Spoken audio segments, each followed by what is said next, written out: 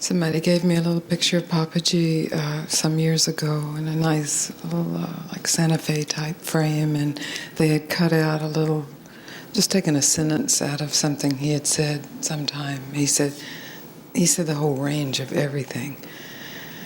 But this really went with this particular picture, and it was, we are here to love one another. And I loved it, I mean, it's sweet. And it's deep, and it's profound, and it's immediate. Sometimes when the words truth and freedom, enlightenment are used, they get very abstract and cool. But we're here to love one another. This is like, wow, there's nothing cool about that. There can be enormous overlays, the judgment, given the fact that we don't love one another, and the striving to somehow get to that place of loving one another. Until finally it's really the surrender to love one another, which is the truth, which really is freedom. Regardless of the form of relationships that appear in that love. Even the form of enemies, form of disagreements, form of contraction, even that is appearing in this call within us to love one another. Not just to love one. I also love that part of the little quote. Not, we are here to love one, or we are here to love oneself, or we're here to love all. We are here to love one another. Nothing is excluded in that.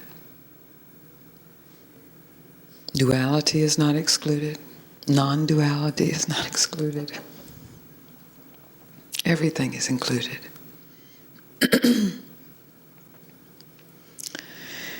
And so here in a weekend like this, where we are really called to be here, to get something from it, to give something to it, we have the opportunity to discover the ongoingness of really the loving one another that's here. That may be covered, is usually covered, by conditioning, animal conditioning, human conditioning, social conditioning, political conditioning, spiritual conditioning, the worst of all.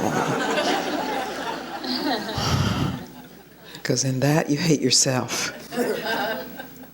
You exclude oneself. So our conversations can take any range of subjects, but really in the realization of truth, in the recognition of freedom, in the doubtless recognition of oneself, that is here to love one another. And that's the challenge. There are many instances or experiences or moments of clarity and realization and truth.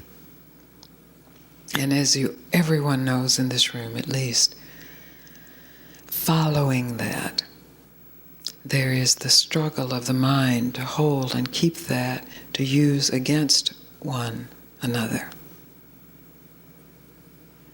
And so our initial opening, our initial true essential experience is both the ending and the beginning.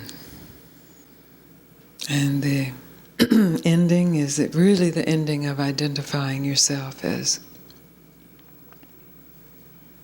anything. And the beginning of recognizing how much you identify yourself as something.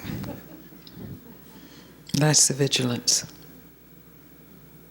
But because it is horrifying to recognize how much we identify ourselves as something, it is horrifying and shocking and numbing. The greatest tendency of all is just to put that another aside and return to an altruistic view of oneself. And so loving oneself, excluding another.